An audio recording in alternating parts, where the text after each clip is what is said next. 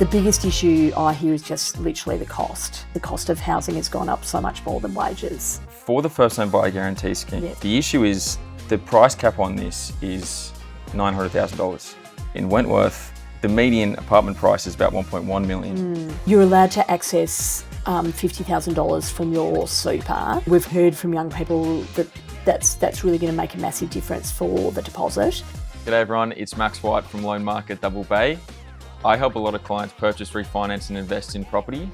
Today we're focusing on first home buyers. Leading up to the federal election, we've reached out to a few of the key political figures in our area to ask them about how their policies are directly going to affect us, first home buyers. Today, we're speaking to Ro Knox, Liberal candidate for Wentworth. Given this is a podcast regarding first home buyers, I guess the best place to start off is, what was your first home purchase? That is an excellent question. So our first home purchase was actually in Paddington. We were late to the market at 34 was the first time we bought a home. Right, okay. Yes. And we bought a terrace in Paddington. nice. And have you seen the market change? How? Dramatically. So when we bought our place, a lot of people were saying, "Oh, that's a lot to pay for in Paddington," and obviously the market's moved so dramatically. So what we paid, we could probably get, a shed in Paddington now. Yes. So that was over 20 years ago, but dramatic move in the market, and also I think a move. People want to live closer to the city, to amenities and communities. So. Paddington's become more and more popular. When you were first getting into Paddington, was that sort of a hub for other first-home buyers that you knew? Yes, it was, because it was much more affordable and it was also very convenient. So I was close to the city for work. Yeah. Because we'd come from New York. I was in New York in the US for nearly 10 years. So we were very used to that super urban living. Okay, so it was suitable. Yeah, it was. Right. Well, it's interesting now hearing that, because now, a family who's, have two full-time working parents, they're lucky to live in Paddington. That's exactly right. It's well down the horizon for first-home buyers. Yeah.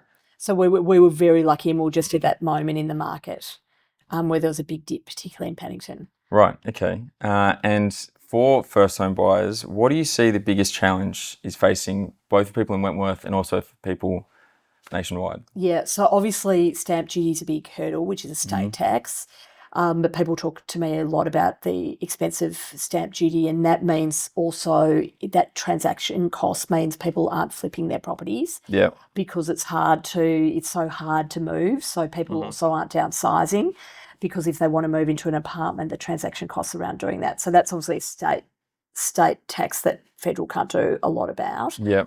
But the biggest issue I hear is just literally the cost. And it's literally the cost of a first home purchase. And if you look at all the numbers, the cost of housing has gone up so much more than wages. Yeah. Well, for first home buyers, up to $800,000 purchase is free for stamp duty. There's no stamp duty on those purchases. And then it's discounted up to $1 million. Yeah. Would you see an appetite for that, for first home buyers to be able to purchase a property with limited to no stamp duty in Wentworth? Yes, I think so. The issue from a state standpoint is then they've got to find that revenue from somewhere else. And at the moment, that is essentially you start to pay land tax if you don't have the stamp duty. Yeah. So it's not completely free of tax. And the issue with land tax is obviously you have that accruing over the lifetime of your property. And that can be variable. So I think it's not like the stamp duty completely goes away. And it's a massive revenue earner for state government, so it's very hard. So I think at the federal level, it's how can we increase supply, then how can we do some of these issues to incentivise demand. Right, okay. And supply is a big issue, especially in Wentworth when, houses are very developed. Yes. There is a new zoning policy from the state government. Yeah. Can you tell us a little bit about that and how that's going to increase supply? Yeah, so when I said incentivise demand for new housing, because part of the issue is we've got to start to get developers certain that people are going to buy the new properties that they're developing. So that's why some of the new policy we've got are around ensuring that's for new properties. So then the developers have certainty to build it. Yes. And that's been a big issue in the past around building. In terms of the state, the new policy, so obviously that's around ensuring that there's medium and high density, particularly around transport hubs. And in Wentworth, people are quite surprised by this. We are already very high density. If you look at Darling Point, you look at parts of Bondi Junction, we're already a pretty high density electorate. Yeah. Yeah. And so with this new zoning for development from the state government, do you see, so that's around transport centres. For the viewers out there, what exactly does that mean in terms of property supply? Yeah. And tying in with the Liberal Party's recent announcements with tax deductible first home purchases for new developments. Yep. So it should drive supply because those high density, it's taken off some of the rules around medium density and they'll become higher density around the transport hubs. I think the biggest issue in Wentworth is we've got to be really, really careful that we don't overrule heritage areas. We've got some extraordinary heritage areas in Paddington, Willara, parts of Bondi. And I think it's really, really important we get that balance right between the high density pressure coming from the state government and the need to ensure we protect those heritage areas. Yep. Yep. No, that's a good point. And for the first home buyer guarantee scheme, a lot of my clients and a lot of my friends are thinking that, really experiencing the benefits of the first home buyer guarantee scheme. For the viewers out there, the government has the first home buyer guarantee scheme where you can put down a 5% deposit on your first home property. But the issue is the price cap on this is $900,000.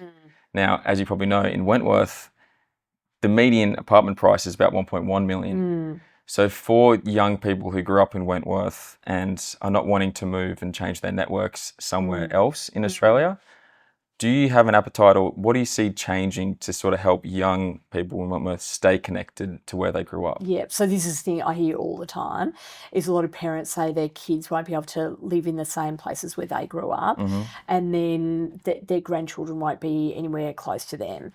So this is part of the work that we're doing at the moment is can you make this first home buyer guarantee uncapped on the price and how do you make that equitable across Australia as well? Because we've got to think this is not just a Wentworth policy, this is across Australia. So that's something we're definitely looking at. Right, okay. And would you say there is an appetite to have sort of region-specific price caps for the first home purchase? Probably not. It would probably be Australia-wide. Okay.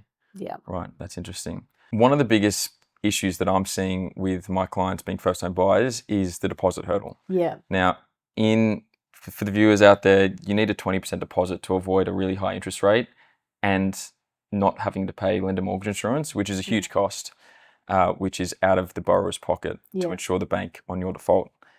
The issue is it's hard to save such a large deposit that can often be, over $250,000 just for $1 million purchase.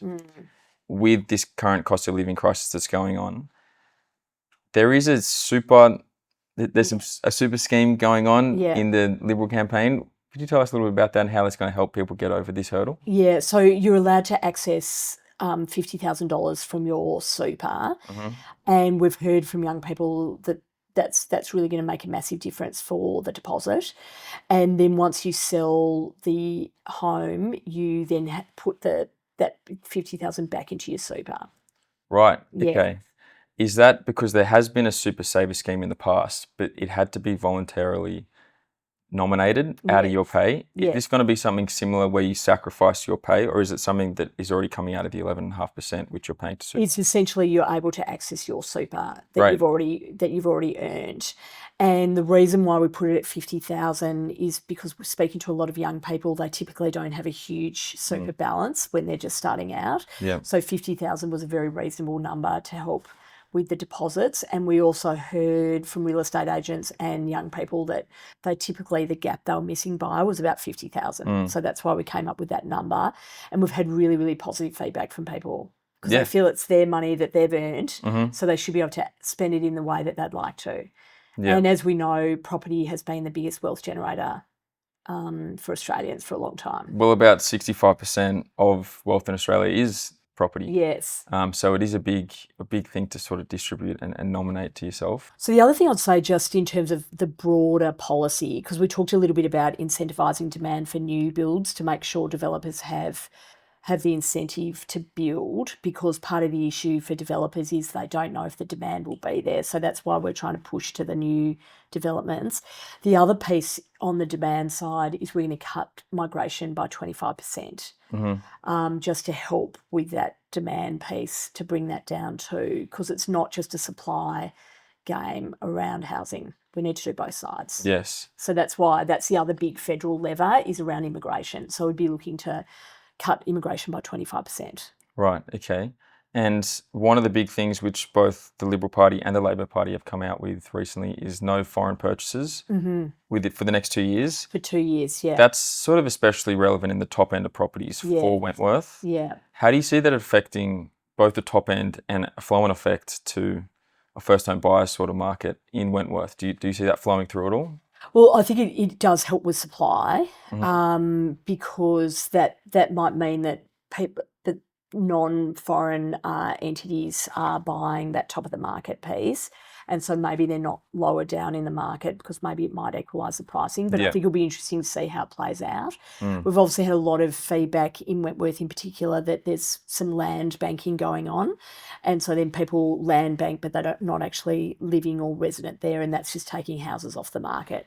So I think it'll be interesting to see how that effect is, because it may just be the very, very top of the market in Wentworth. Yes, there's also a lot of foreign investment that's sort of happening in Wentworth at the moment. Yes. 51% of Wentworth do rent. Yes. How do you see that affecting rental prices and that renting population? Yeah, so we have a massive rental population in Wentworth, and when I'm talking to people, so the national average rents have gone up by about 18%. That you probably have stronger data on this, but in Wentworth they've gone up 20+%. So there's a huge rental population here, and we're also pricing people out of the renting market too. And that's once again a supply issue. But I also think with rents, it's because interest rates are so high, so the investors are having to pass that on to the consumers. Yes, and sort of leading into that, there's been a lot of global uncertainty and turbulence in the economic markets, given what Trump's doing in the US with the tariffs. How do you see that affecting Australian housing supply and demand? Yeah, that's a really interesting question. So obviously that geopolitical instability makes purchases, people may be more reticent to buy bigger properties. They may want to be less leveraged. So it may affect pricing at the top end of the market. And it may make the sort of middle bottom also concerned about buying, because it's destabilising all markets. So people will be concerned about their own shares, if they've got shares, their own jobs. So we may see some reticence of people making purchases, and certainly highly leveraged purchases. Which they're probably doing anyway because of interest rates. Yes. Yeah. And how do you see that affecting the cash rate? A lot of economists are saying that there's going to be deflationary effects on the Australian economy, which is going to lead to lower interest rates. How do you see, do you see lower interest rates coming in to the economy, and how do you see that affecting buyers, first-home buyers in Wentworth? Because often when we see rate cuts, there's a lot more transactional buyers entering the market. Because they can now borrow more, and they've sort of been waiting for it. How do you see that affecting supply in Wentworth now that there's going to be more buyers coming through? Yeah. Well, let's see if there will be more buyers coming through, because I think this is why this election is so important, because if we continue to have a Labor government, and if it's a minority Labor government, it's highly unlikely that interest rates will come down dramatically, because they'll probably continue to have high spending, sort of inflationary budgets, which means the RBA just can't cut interest rates. So I think that's going to be interesting. In terms of cash rate, it's obviously at 4.1% at the moment, which is high. Part of the work we've also been doing with APRA is to get down the serviceability percentage. So that's currently at 3%, but that was when the cash rate was significantly lower. So we want to take that down, because at the moment, first home buyers are really getting hit by the serviceability piece and the cash rate. Yes. So we're quite passionate about working with APRA to get down the serviceability percentage. Is that just for HECS? No, so HEX is then separate. So that's for all loans. Wow. Yeah, so Okay. that will be for all loans. So we're working with, because the reason to put the serviceability that high was because APRA was concerned we weren't accounting for the risk when interest rates were really low under that Right. coalition. Okay. For the viewers out there who Yeah. don't know what the servicing buffer is, if you're going for $1 million loan at 6% interest rate, it's now about 5.75. But if you're going at 6% interest rate, the loan's going to assess your repayments at 9% interest rate, giving you that 3% buffer to manage their credit risk. That's exactly. So this would be So really this would be interesting. to take down the serviceability piece, and that's because cash rate's already so high. Wow. Okay. So the buffer's already built in. We're seeing a little bit of this innovative loan assessment stuff from current of our major lenders at the moment. Yes. One of them is actually doing something very similar to what you just said for HEX. So if you're scheduled to pay off your HEX within the next year, they're going to completely wipe that from servicing calculations. And is that a non-bank lender? No, that's CBA. Yeah, right. And if your HEX is scheduled to be paid off within the next 5 years, they're going to lower your servicing buffer to 1%. That's good. Yeah. Which is interesting. And another one which they're doing, they're trying to help first-home buyers here. So for first-home purchasers, if you purchase a property that has 2 rooms, you can technically rent out the second room for $150 a week with barely any verification needed. Now, they probably know that not everyone who is going to claim this $150 a week is going to receive $150 a week. Yeah. But it's sort of them acting in their own interests to help first-home buyers get into the market. Yeah. How do you see that affecting, that in turn with the servicing buffer coming down? How do you, is the right answer changing the way banks look at lending, or is the right answer more of the supply side of things? I think we've absolutely got to do both, because I think at the moment younger people are disproportionately affected by the way that banks do lending to younger people, because the HEX help debt of this generation are so significantly more than from my generation. Yeah. So I think that must absolutely be looked at. And also that's a government guaranteed loan, so it shouldn't be such a big issue. Right, so it's the 1% servicing only for first home buyer guarantees. No, this is around the HEX help piece. Yeah. Okay. So that's why I'm quite passionate about that, because when I left university in the early Middle Ages, I did 2 degrees and it was $10,000. Yeah. And I literally paid it off with my first 2 bonuses. Whereas now what the HEX debts, they're massive. Yeah, so I think it's 50. really, really important to look at the lending piece, because I think that's a massive barrier to people. And that's why I think the serviceability piece, the HEX help piece, and the super, being able to access your super is really, really important. Yeah. Yeah. No, that's interesting. And then we also have to build supply, and that's why I think it is a very good concept to be incentivising new builds. Yes. That's the way that we get supply. And have you received good feedback on that announcement that happened recently? Yes, and very much so on the HEX help piece for APRA. And people, obviously, we were talking about it earlier around the mortgage tax deductibility. Yes. So you can up to $650,000 on a mortgage. It's means tested. So if you're on a salary of $175,000 or 2 people together on a combined salary of $250,000, you can deduct your interest payments on that mortgage up to $650,000. Wow. Okay. With a $250,000 household income, yes, typically what people can borrow is a 5 times multiple of their income at the moment in this current interest rate climate. Yeah. So that'll only get them to about 1.25, 1.3 million in terms of what they can borrow. Does that mean there's going to sort of be like an inherent price cap on this, because people won't have, over $1 million in savings if they're a first home buyer? I think so. And I think because it's means tested as well, that creates that cap. Yeah. Yeah. Yeah. But it's a great thing for young people, especially if they're buying an apartment or their very first home. I think it's really, really, really good. And it just by having that, the fact that it's means tested means that there's fiscal responsibility in that spend too. Yeah. Now, there's been a lot of economists saying that these solutions to the housing crisis, from both Liberals and Labor's perspective, they sort of see it as like a short-term solution. How do you see this new housing this new housing tax deductible component for first home buyers. How do you see that affecting the Wentworth market long term? Yeah, so it's a great question. So I think these are short-term pain relief, and they're capped in terms of they're for 5 years, the tax deductibility. And the reason to do that is, I mean, when I'm out in the community, the amount of pain around first home buying is extraordinary. So I do think we need to triage the pain short term.